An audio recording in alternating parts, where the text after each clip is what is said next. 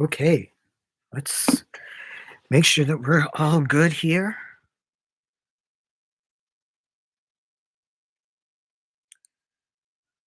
Wow, that was uh that was fun. That was emotional. Um yeah, while I get my lights all fixed here. Wow, Sting's last match, that was bonkers. That was bonkers for sure. Yeah, again, you guys are seeing a green screen behind me because I really don't have much of a background. But thanks for joining me. This is the post show live stream that I'm doing for you guys in regards to AEW Revolution 2024 that just ended at Greensboro, North Carolina. The main event of that event was Sting and Darby Allin defending the AEW World Tag Team titles against the Young Bucks in an absolutely bonkers match.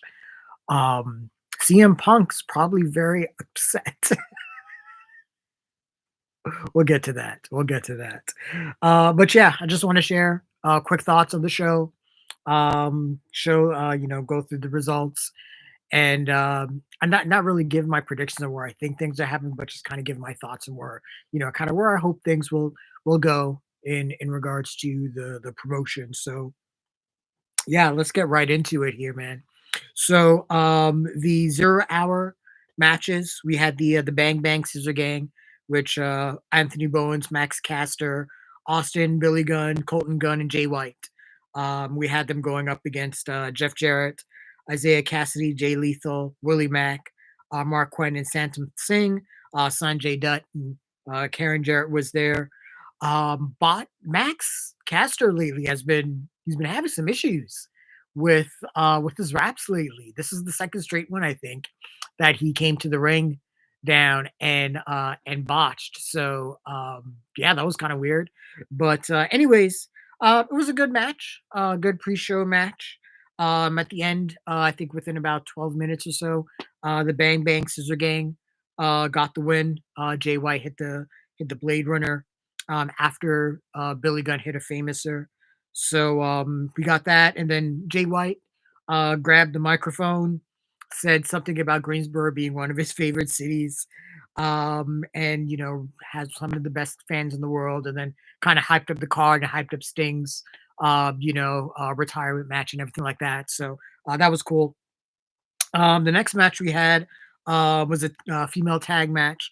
Willow Nightingale and Chris Stanlander, Stokely Hathaway was in their corner against Sky Blue and Julia Hart. Um, I love everyone in this match, by the way.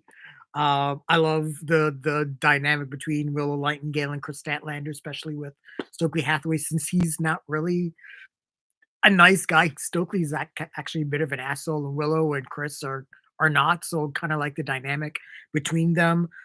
Sky Blue and Julia Hart. I love the dynamic between with those two. And I just love Julia Hart ever since she joined the House of Black. Her transformation has been tremendous. But yeah, really good match. That's Willow Nightingale and Chris Statlander get the win after Willow hitting the Doctor Bomb on Sky Blue.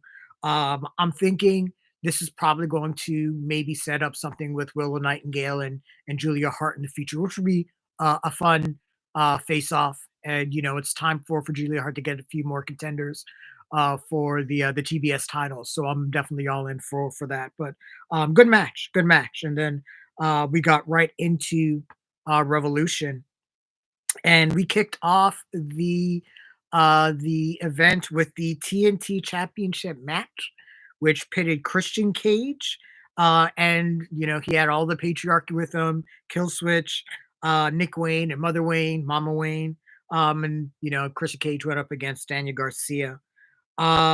This was a really good match, a really fun match. We, obviously Garcia had his dancing going on and everything like that. But in the end, we got a pinfall from Christian Cage. I think about 17 minutes or close to 17 minutes into the match. There's a lot of distractions, a lot of cheating, which you would get from the patriarchy here. So Daniel Garcia, fell to the numbers game, and now obviously the next stage, where we're going to see, in I guess in a couple ways. One, what's Daniel Garcia going to do next? He's clearly over with the AEW audience, and it seems that he should be is in line for somewhat of a title somewhere down the line. Maybe he's going to go after the international title. I don't know. But also, Christian Cage has a stranglehold on the TNT title. Are we going to a showdown between him and Adam Copeland down the road? Is that what we're leading to? Or is something going to happen with Kill Switch? That's kind of what I kind of hoping personally, that Kill Switch is just finally like, I'm done with you. And but we'll see. But that was a really good match though, between Christian Cage and Daniel Garcia. Um, then the next match was a real treat. It was the Continental Crown Championship match that pitted Eddie Kingston and Brian Danielson.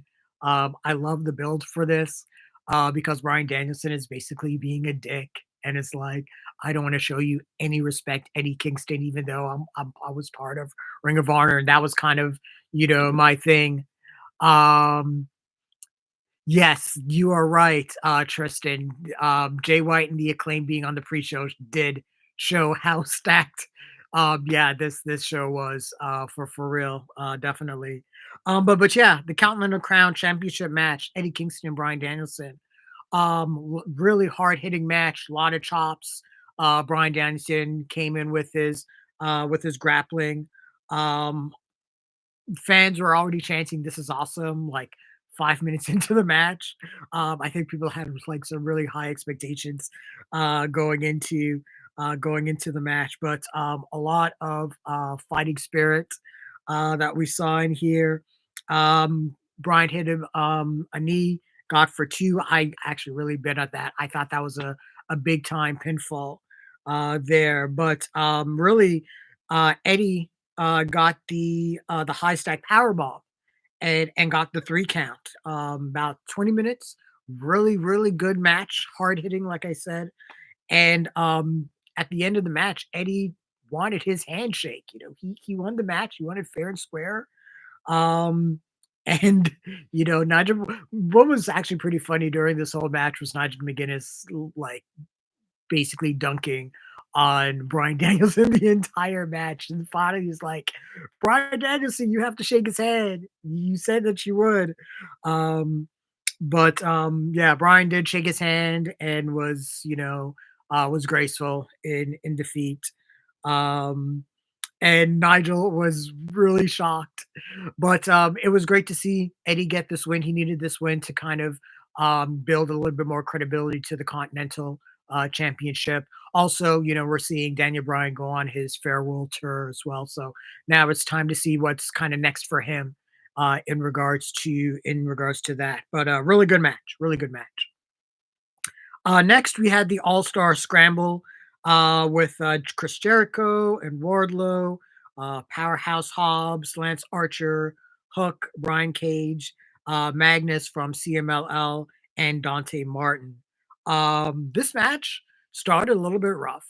Dante Martin was a little bit sloppy when things kind of started out, and the match was trying to be a little bit too cute. It started with all the big sweaty man meat, smacking meat.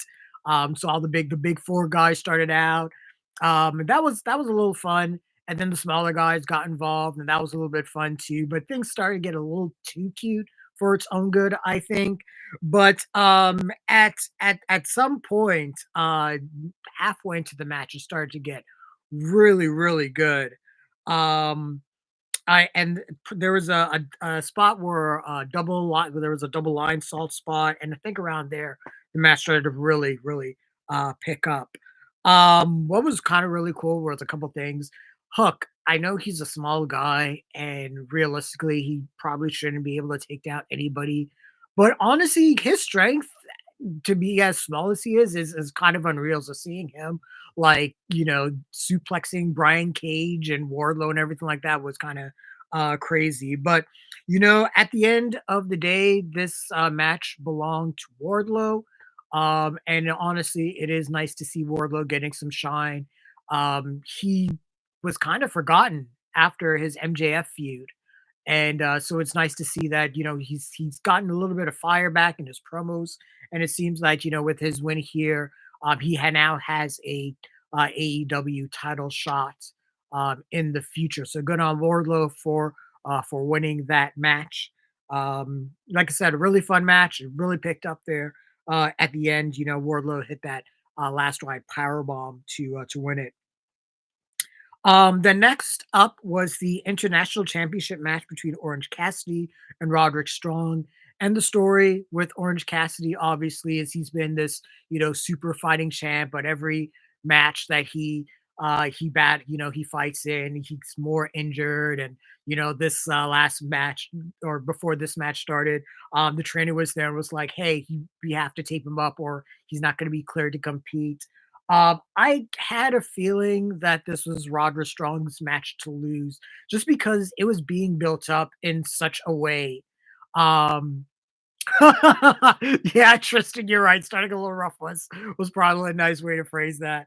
Um, but yeah, with this particular match, I really liked it because it started right off with Roderick Strong going right after Orange Cassidy, and it was like he was totally relentless.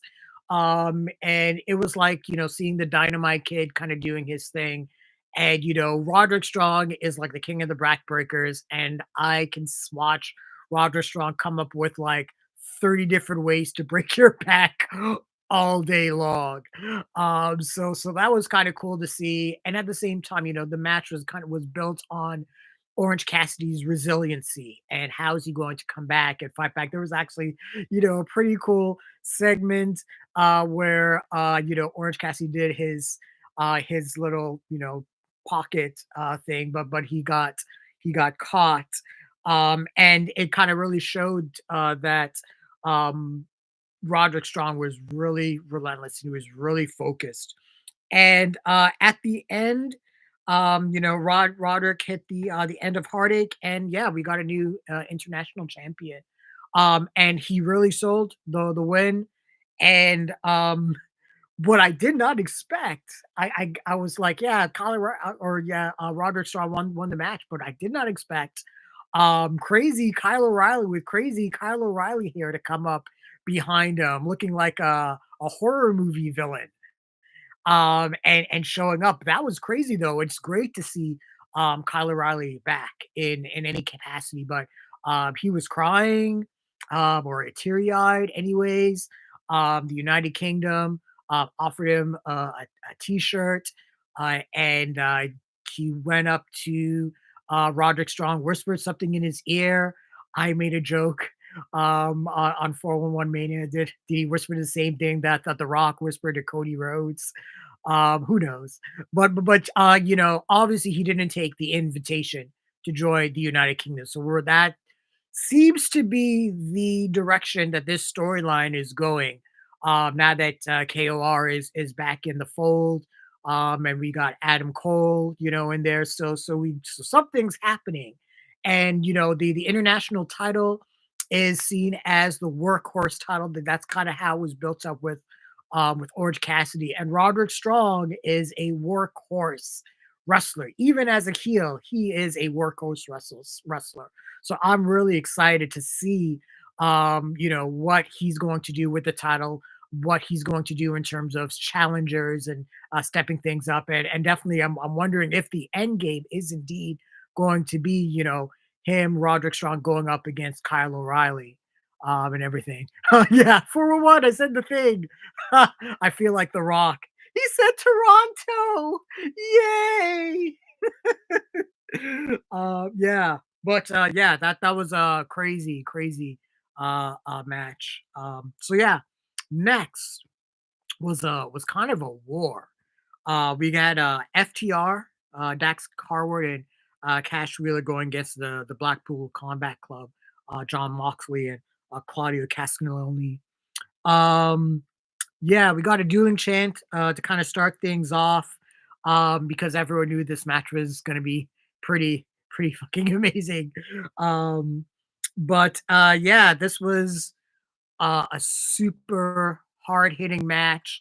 Dax got busted open somewhere in the middle of the match, which was kind of funny because Moxley's kind of the guy that everyone knows as the bleeder, and the guy who gets cut all the time. So the fact that he wasn't bleeding in this match was kind of hilarious. But no, like I said, really hard hitting match, really exciting. We got a spike pile driver in this match, which you do not see a whole lot in North American wrestling at all. Um, we got there was a big rig that was it was a I actually bid on that that was yeah, the big rig that got it too. I bid for that. And what happened was we got a double choke finish, where both Claudio and Mox choked out both of FTR and got a surprising finish. Actually did not see that finish coming. And yeah, Tristan, I agree with you. That was an amazing match. And FTR probably is the best team in AEW, maybe the best tag team in North America, honestly.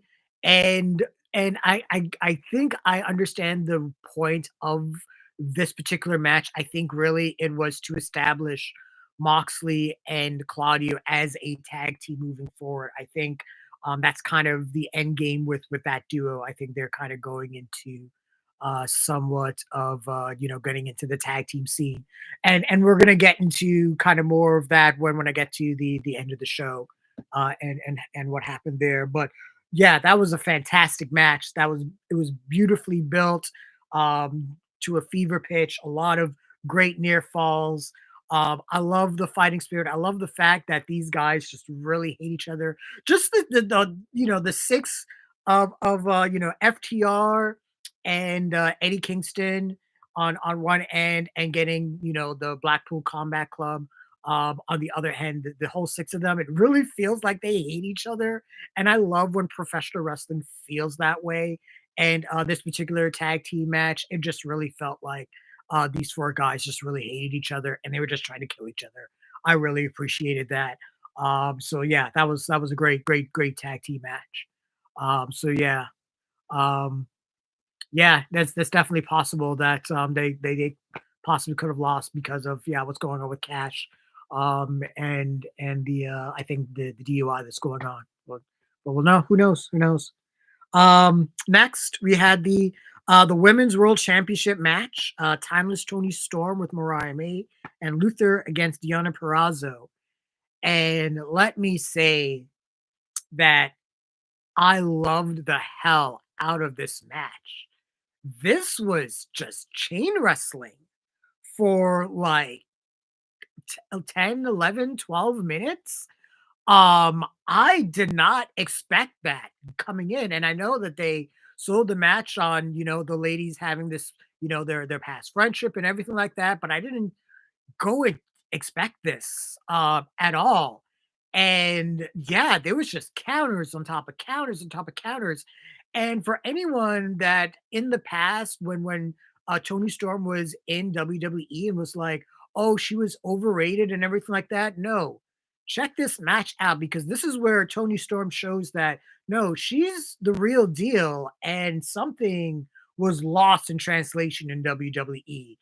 Everything she's doing in AEW right now slaps and slaps hard, and I am really happy with all the success that she's getting right now. But the match she had with Purrazzo was great, and nothing to take nothing away from Deanna as well, because she came to play as well, and she played her part well. But really, at the end of everything, Mariah May got involved, and Tony Storm got the win and retained her title.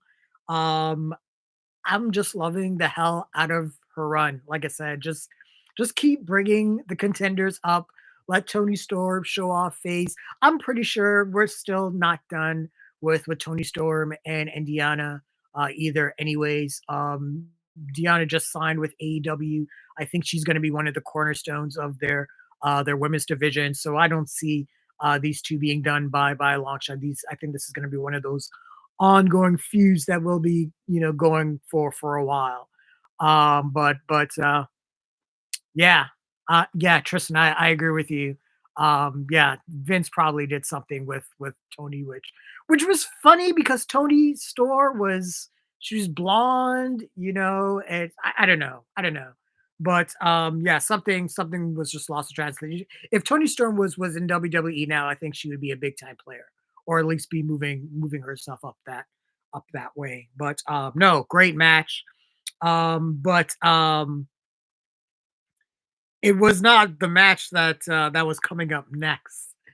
So the next match was Will Ospreay and Konosuke Takeshita, and goddamn was this match fantastic! And what a way to truly introduce Will Ospreay to AEW.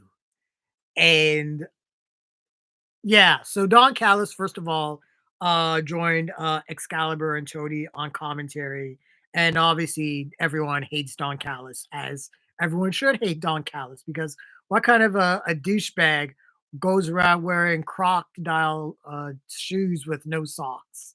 I don't know.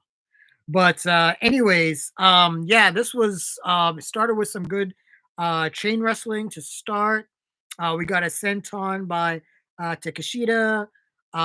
We got a bunch of chops in there. Some abdominal work. A back suplex. Bridge saw some great suplexes in this match. There was a great bridging suplex that Takeshita he just folded Osprey, man, like an accordion.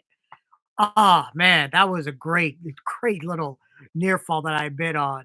Um, yeah, Tristan, if this is the first Osprey match that you've seen, yeah, dude, you're in for a treat because Osprey he is off the chain amazing. And when people talk about the matches that he has with Kenny Omega or with Okada or any of the stuff he did in New Japan, I mean, when people talk about giving the stuff that he's done there like 6 stars, like it's no joke, it's the real deal. But yeah, no, bell to bell, he Osprey is definitely one of the best in the world. But Takeshita is one of the best in the world as well. And this match was, like I said, was absolutely tremendous. We got a Tiger Driver by Will Ospreay for two. Um, there was a blue thunder bomb that Takeshita hit, and I call it a kaleidoscope bomb because he must have spun Osprey around like 6 times before dropping that power bomb. It was a thing of absolute beauty. It's just one of my favorite things I've seen a wrestler hit all year.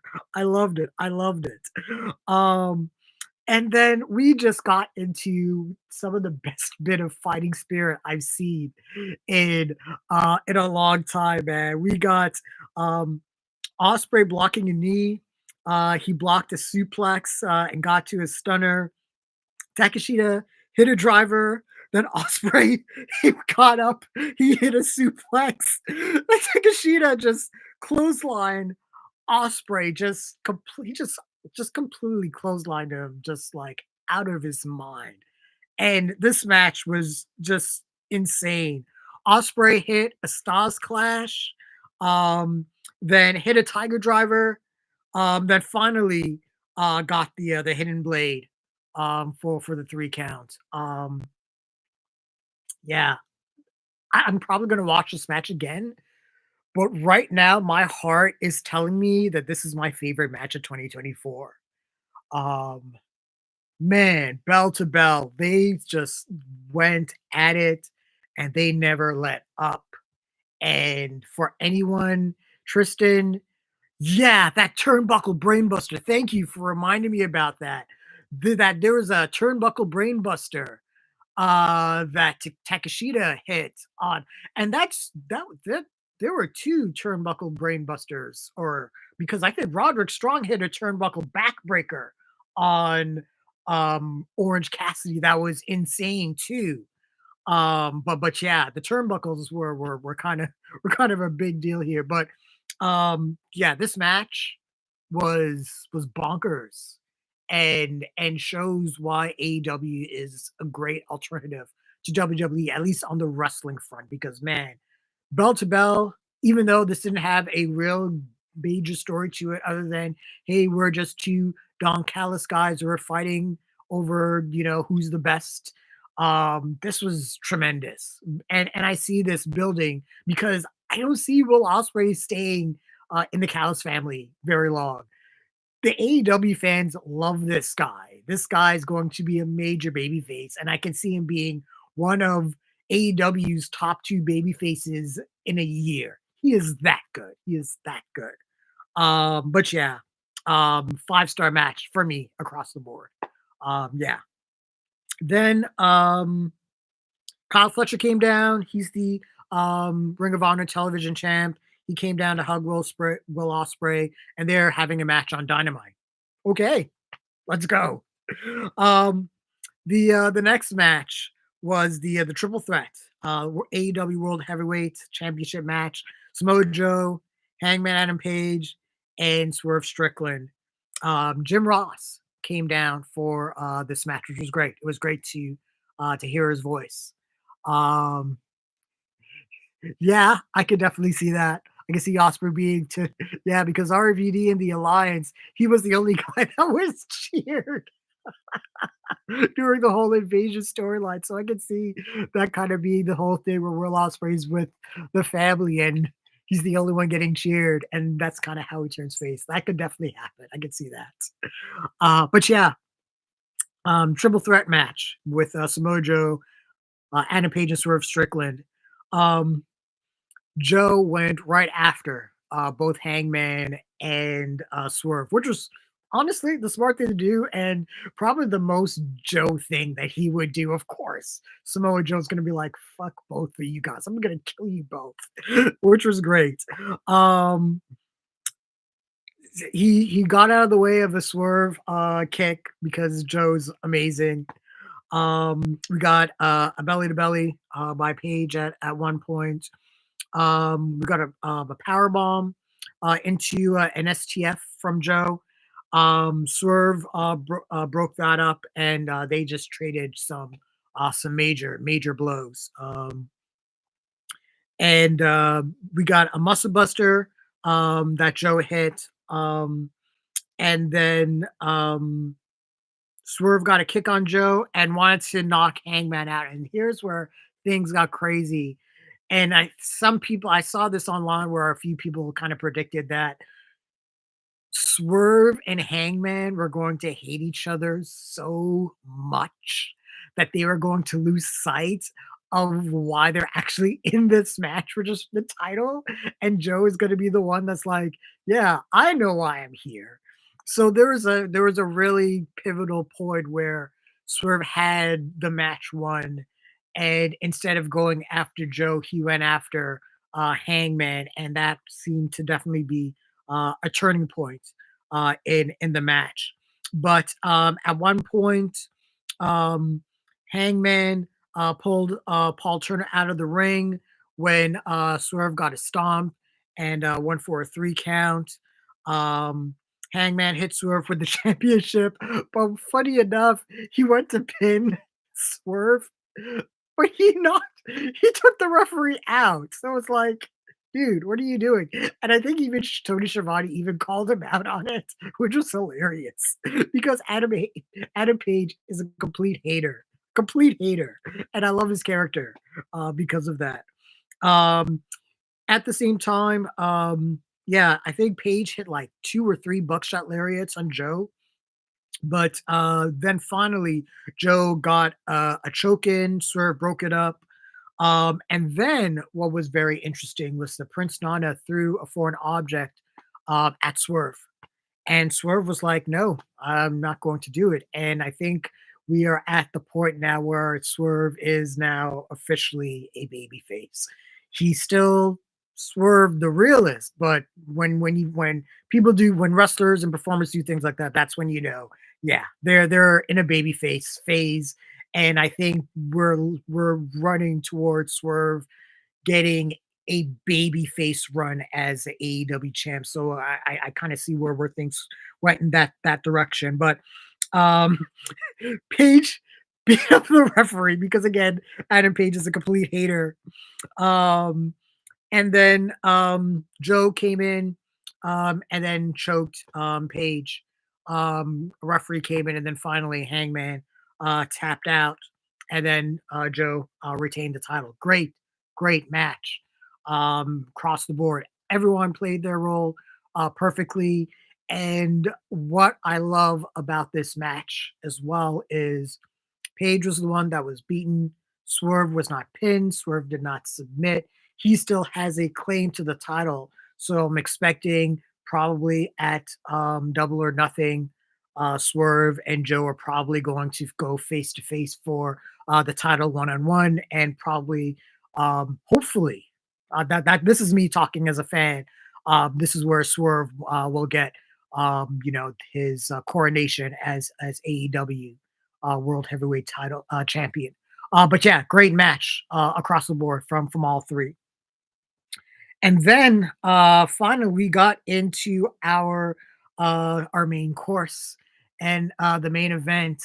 And yeah, um, so this show kind of reminded me of a New Japan show in terms of how each match built on each other. So every match, I don't want to say that any match was bad, but each match was better. I would say was better than the last. Got and was a little bit better. Now I would say that the Osprey Takeshita match was still a little bit better than the triple threat, but the triple threat was still super high caliber. And then we get to Sting and Darby Allin, and I'm just like, what's going on? First off, there is this great video package of Sting watching his career in a movie theater, and I just have to hand it to Darby Allin.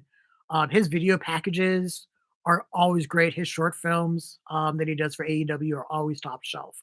And this particular package of Sting watching his career in highlight form in a movie theater was great. It was touching. I just got all the nostalgic feels.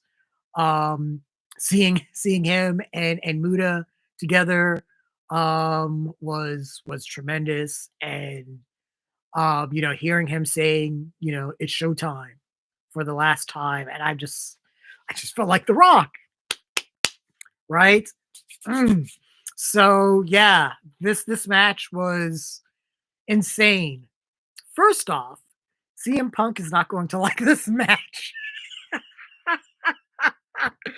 I think we got were there three panes of glass in this match?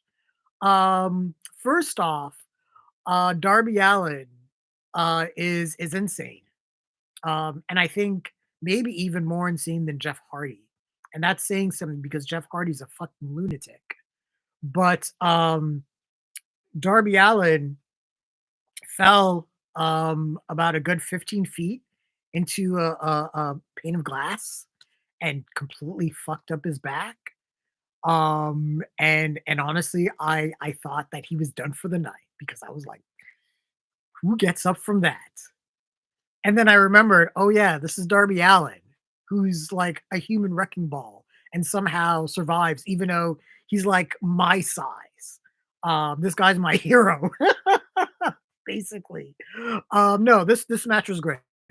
Everyone played their roles to perfection. The Young Bucks being the hated EVPs, and coming down and getting a lot of tremendous heat. Greensboro hated these guys. Um, And it was great, getting Darby Allin out of the way. It told this great story. It kind of reminded me, if anyone's seen the match with Shawn Michaels at Survivor Series. I want to say it was 2005, and it was him, and he was the last person. It was him, Randy Orton. I think it was him and no, I don't think it was Legacy. It was him, Randy Orton, and two other people. But Shawn Michaels was the last one left, and it was Shawn Michaels against the world. And this is what this match felt like to me. It felt like Sting against the world. At first we got let me rewind to Sting's entrance, which was amazing. His sons came out. He had his one son coming out in Silver Sting gear. His other son came out in I think Wolfpack Crow Sting gear. That was cool. And they actually came out and they gave Stinger splashes to the Young Bucks too. So I want to make sure that I don't forget that, because that was actually a pretty awesome moment. But yeah, the Young Bucks played their roles well in being complete assholes that Greensboro hated. And Sting showed complete resiliency. And I actually bit at one point when yes, yes, when Seek and Destroy was playing, that was absolutely tremendous. Yeah, thank you for shouting that out. Yeah, I didn't expect Seek and Destroy to come out, but one of the things with Tony Khan, a lot of people make fun of him. But he's a wrestling fan. He's a wrestling historian, specifically, and he definitely understands what fans want when it comes to certain moments, and he hit the right notes for this.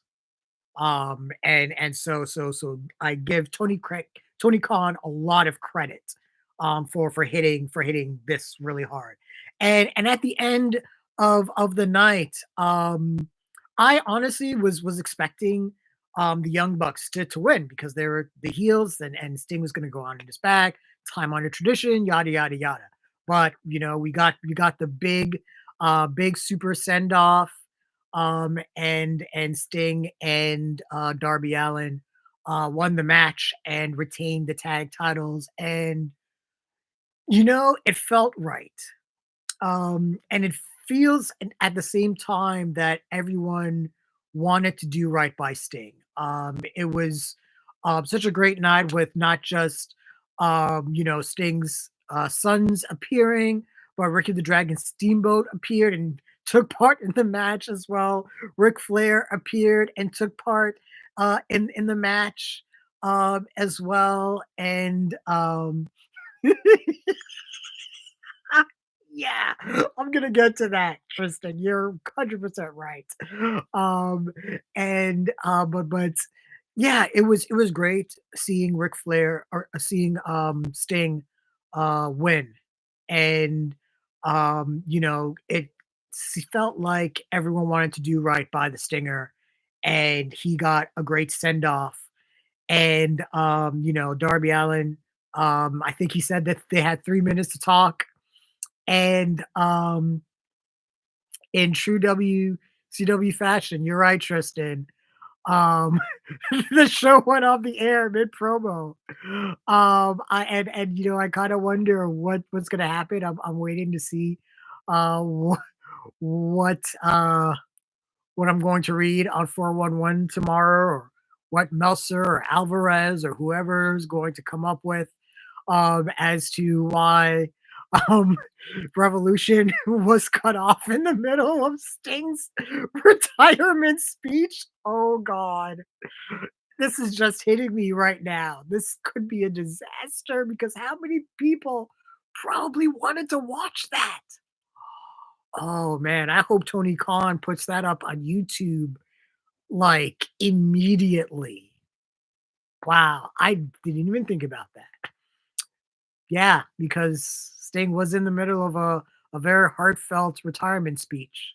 But I'm sure we'll be with we'll figure something out. I'm sure they'll get something up. Pretty soon. Yeah, wow, that was, what was that? Was that sold out, 1998?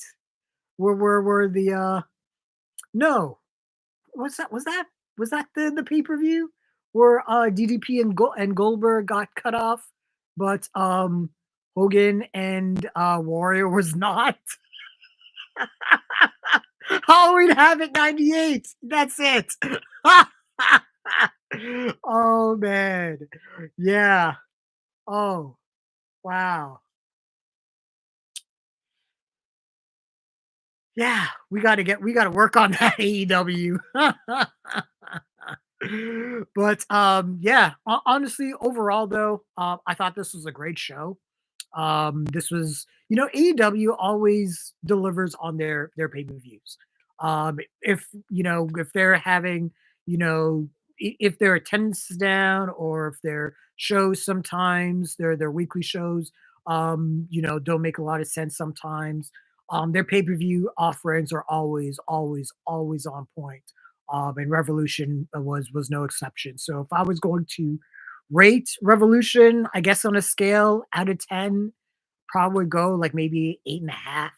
I mean, when you have probably a legitimate match of the year contender, maybe two legitimate match of the year contenders, you have a ridiculous retirement match. You have an amazingly wrestled women's title match. You have a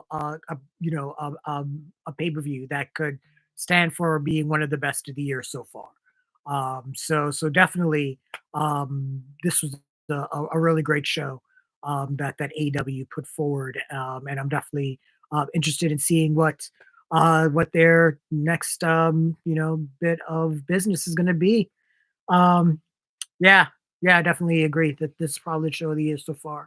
But now I got to work on my wrestler of the week, and it's been completely blown up because I thought things were going to go a certain way, and for a few matches, and they went completely different ways. And then Takashita and Osprey having a match of the year contender completely blew everything up for me. So I just have to do all that stuff all over again. So I'm probably going to be up for another 4 hours. It's all good.